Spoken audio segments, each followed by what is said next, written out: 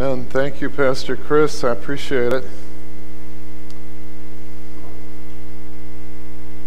Thank you, worship team. It's an honor to be here with you. Thankful that 2 of my 4 kids are here today and my mom is here, so thank you so much. I just want to greet also those of you who are listening by live stream. Leo, possibly in Mexico, and has some other friends in Pakistan who may be tuning in, and others wherever you may be. I just want to pray real briefly, and then we'll get into this. Lord, you know that I'm just who I am, and that nothing here happens unless you make it happen. So I'm asking that you use my words, or if necessary, bypass my words, and reach out and meet with us.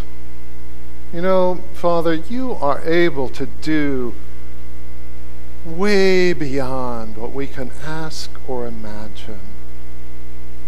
And you are able to come into our lives and grant us these paradigm shifts that just change who we are. They bring healing, transformation, insight, whatever we need. Anyway, that's what we're asking for. Asking for you to show up. In Jesus' name, amen. Well, my subject today is fatherhood.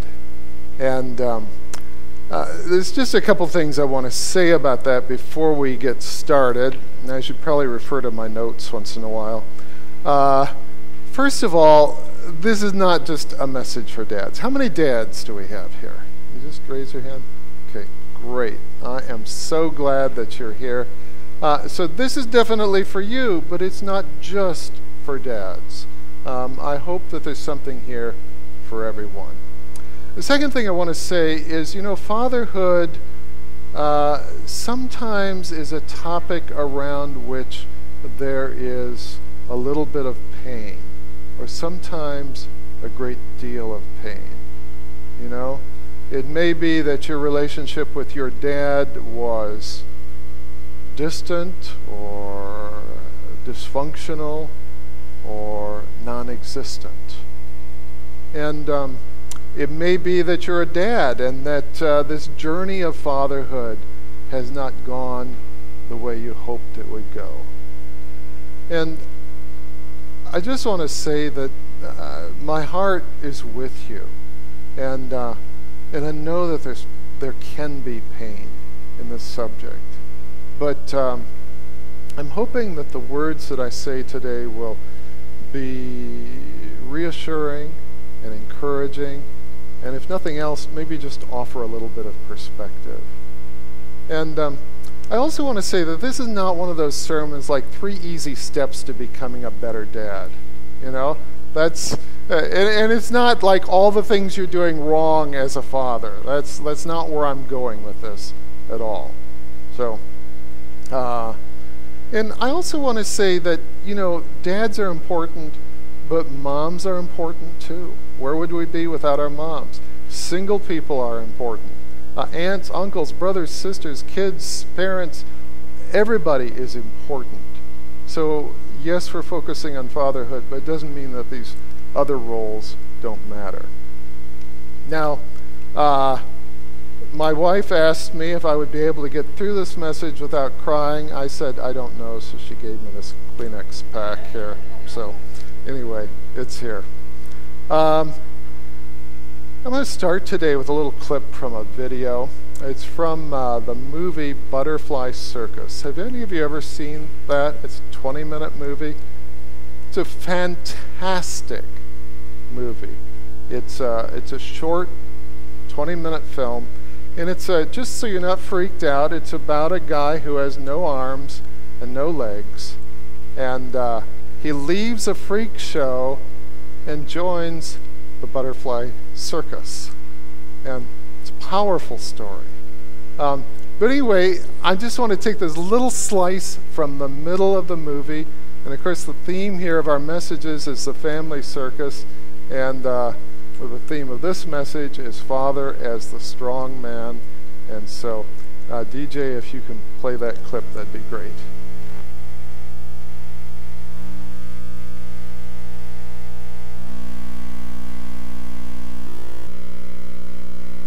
Come on by, Butterfly Circus, 2 days only. How do? My boy here would sure like to say hello to the strongest man in town. Well, I'm sure your daddy's stronger, but I'd make a close second. Wow. Are you in the show too, mister? No, not exactly. Oh.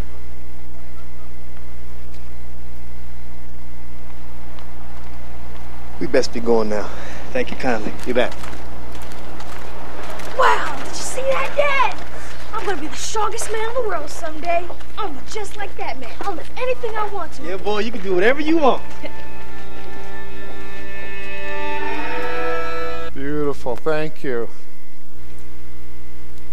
You know, when you're a little child, who's the strongest man in the world? It's Daddy, isn't it? And as I think about that, my mind goes back to an incident that happened in the late 1960s in Wilmington, North Carolina. I don't know if my mom will remember this, but I remember it very clearly. Our family had gone to a movie, and we were walking back to our car after the film. We were walking down the sidewalk, and we went past this kind of darkened alley. And in this alley were two men standing there, kind of in the shadows. And I was a 10-year-old boy at the time. My brother was a little younger. And I immediately knew that these men were bad news. I knew that these men were dangerous. And I remember this guy just kind of standing there. He looked at our family. He looked at my dad, and he says, "Hey, man." And my dad didn't even break stride. Didn't even dignify him with acknowledging that he existed. He just kept on walking. Now, what was going through my dad's mind at the time, I have no idea. But I can tell you that as a little boy, I knew that I was safe because I was with my dad. My dad was a strong man.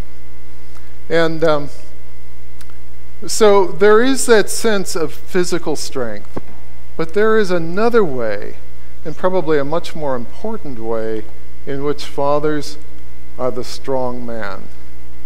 Because fathers establish a family identity, and fathers chart the course for their families. If you don't believe me, Pastor Chris gave me this statistic from the magazine Evangelicals Now from, 2003 or something like that. If I understand the stat correctly, this is what it says. If a child comes to faith, there's a 3% chance that the whole family will come to faith. Better check my numbers here. I think I know them. If a mother comes to faith, guess what the percentage is? 17%. There's a 17% chance that the whole family comes to faith.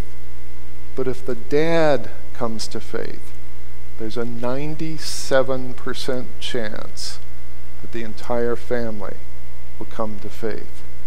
So dads, you really are the thermostat that determines the spiritual temperature of your family. You really do chart the course for your family. And so it brings up the question, where does the strength come from to be this kind of leader? And to answer that, I'm going to move to the book of 1 John, chapter 2, verse 14. I'm just going to give you a little snippet from the middle of that verse. Now, the Apostle John is writing a letter to early Christians, and I remember reading this verse when I was a young man and pondering it and trying to figure out what it meant. And I think there are some verses that take a lifetime to understand. I'm going to read it to you. I write to you, fathers, because you know him who is from the beginning. And so I just want to share with you a little bit about my journey to understand that verse. What does that mean? That fathers know him who is from the beginning. And I guess the place I need to start is with my own dad, because that's where my understanding of fatherhood started, with my own father. And as I scroll back, I think about my childhood, I think of some happy times, and I think of some not so happy times. And I just was pondering as I was preparing this message, okay, which one of these experiences do I tell you about? And I think the way I'm going to do it is I'm going to talk about it this way. I was a super compliant child, okay? My dad was very old school. It was like he didn't tolerate any back talk. And the thought of disobeying my dad was inconceivable to me. And so I grew up just wanting to please. I wanted to get it right. I wanted to do whatever I needed to do to follow the rules, to stay out of trouble, to be on the right side of my dad. I wanted to obey. And not always for the best of reasons. I was terrified of my dad. Maybe some of you can relate. I didn't understand him. I didn't know where he was coming from. And I just was a super compliant kid. And in the process of being this super compliant kid, good thing happened. I obeyed, I followed the rules, but a bad thing happened also. I kind of lost my identity. I didn't know who I was. And this was, for a long time, how I related to God. It was like, God, okay, just tell me what to do, and I'll do it. Anything you want me to do, just tell me what to do, and I'll do it. And after a while, God started to get tired of that. And he would respond to me. He would say, okay, Dwight, listen, I can do anything, but I'm not going to do anything until you tell me what you want. This is new territory for me. I didn't really know what to do with this. And my unspoken reply was, I don't know what I want. Okay? I'm really afraid to say what I might want because maybe it will make you mad. And I don't want you mad at me, God. In the Bible it says that the fear of the Lord is the beginning of wisdom. Well, just like I was afraid of my dad, I was afraid of God, and I obeyed him out of that fear. I didn't want to make him mad at me, so I obeyed the rules. And yeah, that probably kept me out of trouble, but God was wanting to teach me a much deeper kind of wisdom. And that was something I didn't really begin to understand until I became a dad myself. I remember the exact moment. Like a lot of young men, I didn't see any point to fatherhood at all. It's probably part of the reason why Kim and I were married for 13 years before we had any kids. It didn't make any sense to me. But I remember the exact moment when that changed. I was out for a walk one day, cold winter day, and I was walking on this trail, and I looked up on this hill, and there were these kids sliding down this hill. And something inside me said, boy, I'd really like to go up there and be with them. Of course I didn't, because, that would be weird. So, But it was like at that moment I thought, well, maybe it would be okay to be a dad. But I still had this kind of warped idea of parenting, of fatherhood. I just thought, when I have kids, they're going to behave. I'm going to teach them to mind. Parents especially are laughing. So, I'll tell you when that went out the window. That went out the window the first time I held my newborn daughter. Okay, I'm going to try not to cry. I just was overwhelmed. It was like, why didn't anybody ever tell me about this? I remember just dancing around the hospital room, just filled with wonder. It'd been kind of a long labor, and I don't know, my wife will tell me I don't remember this correctly, but it seems to me that it'd been like 30, 35 hours since I'd had anything to eat. And anyway, I couldn't stay overnight at the hospital, so it was Friday night, about 2:30 in the morning.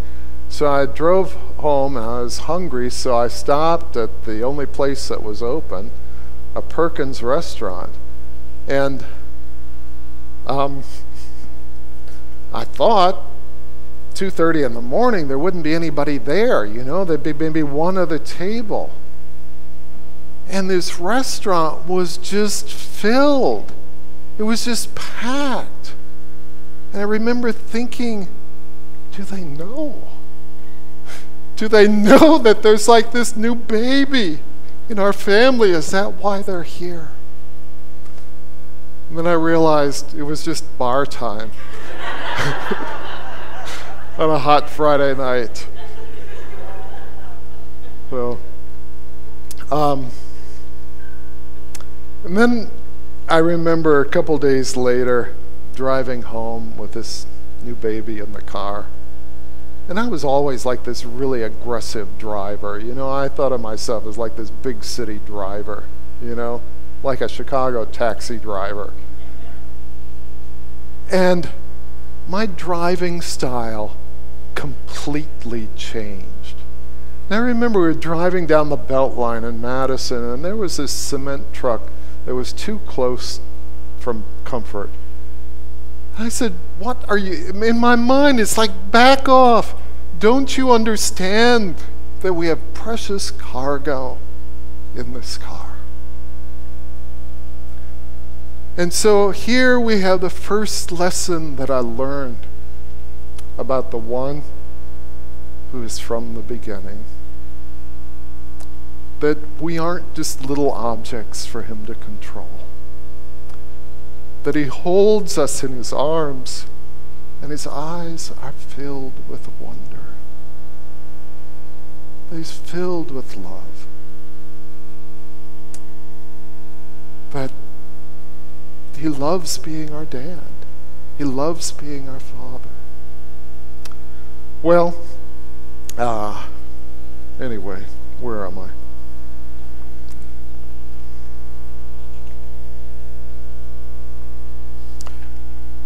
One of the things, I don't know, maybe some of you are parents can relate to this, is like when the time came to take our daughter home from the hospital, it was kind of like, wait a second. You're letting us take her home? And I just realized at that point that I was clueless. I'd never been a dad before. I had no idea how it worked. I was too stupid to ask anybody. I was clueless. And of course, after a while, we have 4 children altogether. A girl, 2 boys, and a girl. So after a while, our son was born, and bedtime never quite worked at our house for some reason. Our daughter would never fall asleep before 11 o'clock. We tried all these different things, it just didn't work. And then our son was up and ready to roll at 3 in the morning. And so it made for some very short nights. So I remember one morning, Hans dragged me out of bed, 3 o'clock in the morning, and he wanted to watch the movie of the doggies that talk. And of course I knew that he meant the 101 Dalmatians, the cartoon version. And so I put it on for him, and he watched it, and then when it was over with, he wanted to watch it again. So I thought, okay. I put it on again, and then he wanted to watch it again. Well, anyway, he watched it 5 times in a row before he collapsed and slept for a couple of hours, and then when he woke up, he wanted to see it again. He watched it 2 more times, and then he was done. And so my question to you is this: is that good parenting? And do you know what the right answer is? I don't know. You don't know either. And the reason you don't know is because every child is different. Every situation is different. And most of the time, we're just clueless. You know? We do the best we can, but we don't really know. We're just trying to do our best. You know, as I say, bedtime was a challenge. So when we had 4 kids, we paid our 8-year-old daughter $1 a night to put her 1-year-old sister to sleep. Meanwhile, I went in and I had the same routine with the 2 boys every night. I read them David and Goliath from the Beginner's Bible, and I told them the story of George the pig who ate too many donuts and exploded. So, is that good parenting? I don't know. Maybe it is, maybe it isn't. We just don't know. I mean, every kid is different. And if those of you who have multiple kids, you know this. Every child is different.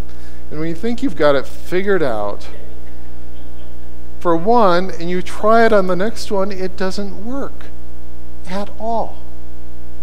And not only is every child different, but every stage of life is different. And when you think you have your child figured out, and you think that you know what they need, then they grow a little bit, and suddenly what you were doing doesn't work at all. That's parenting, you know? That's being a dad. It's also being a mom, but the topic today is fatherhood. That's being a dad. That's just how it works. And not only is every child different and every situation different, but you don't get to parent necessarily when you're on your A game, when you're at the top of your form, when you're at your best. You know, you parent when you're tired, parent when you're sick, you parent when you just want everybody to go away and leave you alone. And that's what it's like. You parent when you're sleep deprived. I remember I was sleep deprived for about 12 years. I remember driving down the road, probably shouldn't admit to this, but driving down the road and saying to myself, Dwight, you are dreaming. You're driving a car. You can't do this. You can't be asleep and driving a car at the same time. So anyway, we make mistakes, you know. In that kind of environment, we make mistakes. And there's kind of 2 kinds of mistakes we make as dads. The first one is, boy, I shouldn't have done that. And the second kind is the kind of mistakes that haunt you, that you think about years later. I'll tell you about one of those. The house was in chaos. And I was just trying to bring some order to this complete chaos in the home. And my kids just weren't buying it. You know, they just were not on the same page with me at all. And so I got out the wooden spoon. I was ready to whack some bottoms because I really wanted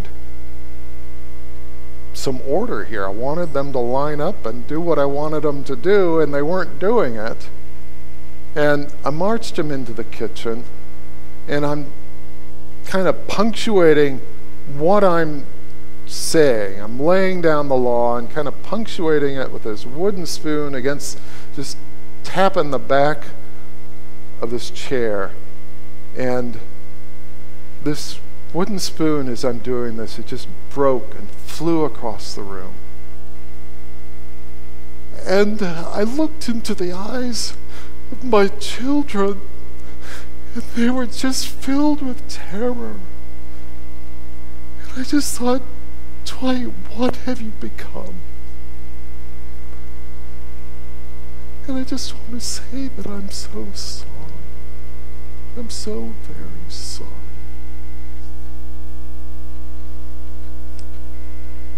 And I share this with you because, for two reasons, two lessons about this one who is from the beginning. First of all, he's big enough to fix our mistakes, because we all make them. You just don't go through fatherhood without making mistakes. He's big enough to fix those mistakes. He's big enough to heal those hurts. He knows what he's doing. And secondly, and what just blows my mind even today, is God trusts us. He trusts us with his children. It's like, God, why would you do this? You would do such a better job raising these kids yourself. But no, he gives them to us imperfect, fallible, sleep-deprived parents, dads. And so I asked him, I said, why do you do this? And you know what he said to me? He says, it's because I see something in you that you don't see in yourself. I see that you were created to live forever. I see that you were designed to make a difference. I see that you were engineered for excellence. I see that you were anointed and appointed to have authority in my kingdom. You know, I think sometimes God has a much higher view of us than we have of ourselves. He knows who we really are. So, anyway, meanwhile, as I'm raising my kids, some of the good lessons my dad taught me started to come back to me. You know, one of the things that he taught, there was a big, big lesson throughout my childhood, is you stand alone. If the whole crowd wants to do wrong, you stand alone, and you do not let anybody else deter you from your position. I really appreciate that. Another lesson he taught is if a job is worth doing, it's worth doing right. Do it right the first time. Do your best, always. Again, life lessons that were valuable, that I really appreciate.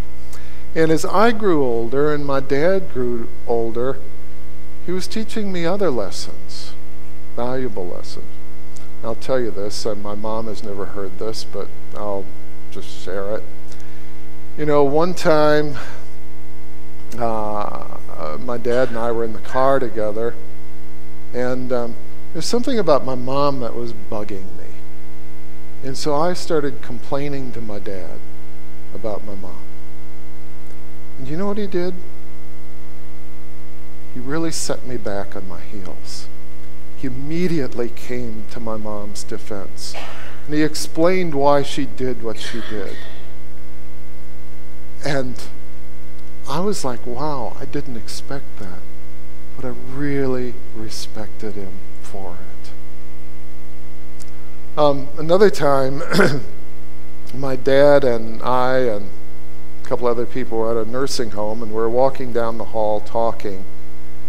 And I was in mid-sentence, but my dad says, hang on a second. And he saw someone there that was in a wheelchair.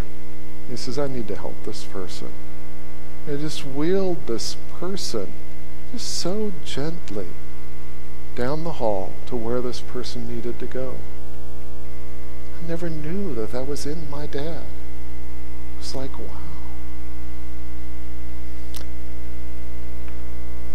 One of the last times I saw my dad, he came over to my house to deliver the bad news that my mom had cancer. And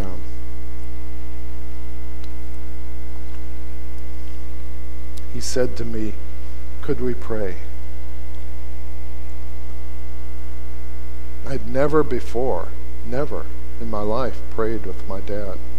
That was a new experience for me. And of course, I'd just gotten the news that my mom had cancer. And so I said, okay. And so I just tried to find all the right words and pray the best prayer that I knew how to pray. And then it was my dad's turn to pray. And there were no words. He just started crying. And I realized at that moment that I didn't know anything at all about prayer. That my dad was teaching me how to pray. My dad's death came totally by surprise. It was a week after my mom's surgery. They went out for a ride. He had an old Corvair, and they just went for a ride. And then he was out. It was a hot July day. It's been 20 years ago this last week. Hot July day, and he was putting a tarp over his Corvair, and he came in. He was all white. And my mom said, "Are you okay?" He says, "No, I'm not." I said, "Could you get me a glass of water?" So she got him a glass of water, turned around, and he was gone.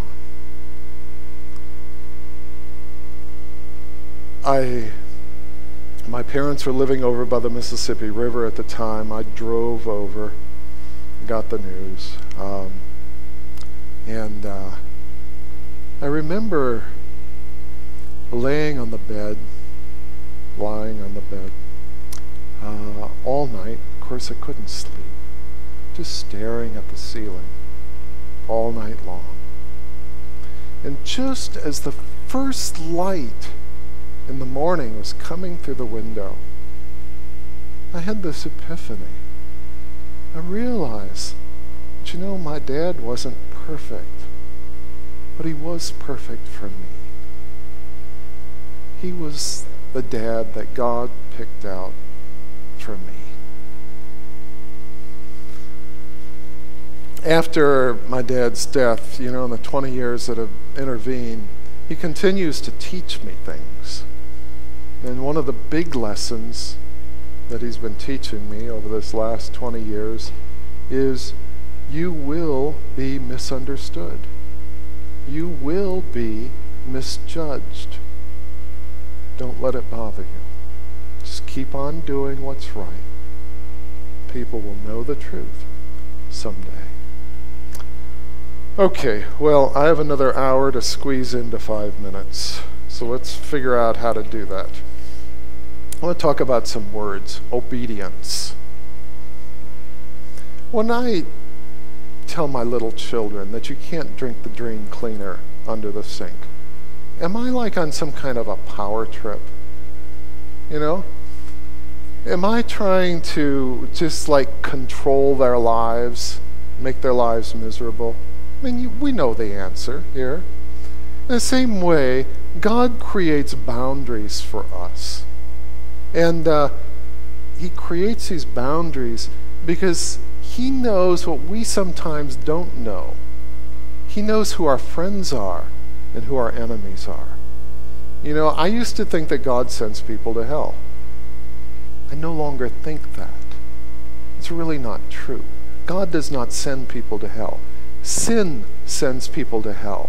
And God is doing everything that he can to rescue us from sin that sends us from hell to hell.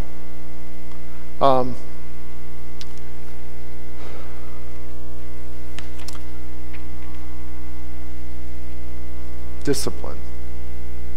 You know, a wise father disciplines his children. I've gone through some hard times in my life. We were homeless with a little baby with birth defects. I've been hungry. I've had multiple businesses fail. I've faced foreclosure. You know, and that's just the stuff I can talk about. The stuff that really hurts is the terrible, terrible things that have happened to people that I love, and those are the things I can't talk about, but they're there. And I just say that because all of us have had hard times in our lives. All of us have had hurt and pain in our lives. And I used to think that God is punishing me for some sin that I've committed. I don't think that anymore. It's something else entirely. It's walking through those experiences with God at my side have made me a stronger, better, happier, healthier person.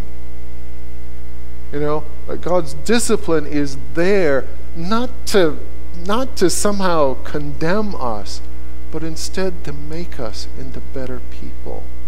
And no, none of those things that happened were good, but they all were used for good by God in my life. Control, just very briefly. If God wanted to control you, do you realize how easy that would be? It'd be easier than me lifting a feather. You know, to keep you from sin, God is willing to suffer and die. But the only thing he's not willing to do is he's not willing to control you. So no, God is not a control freak.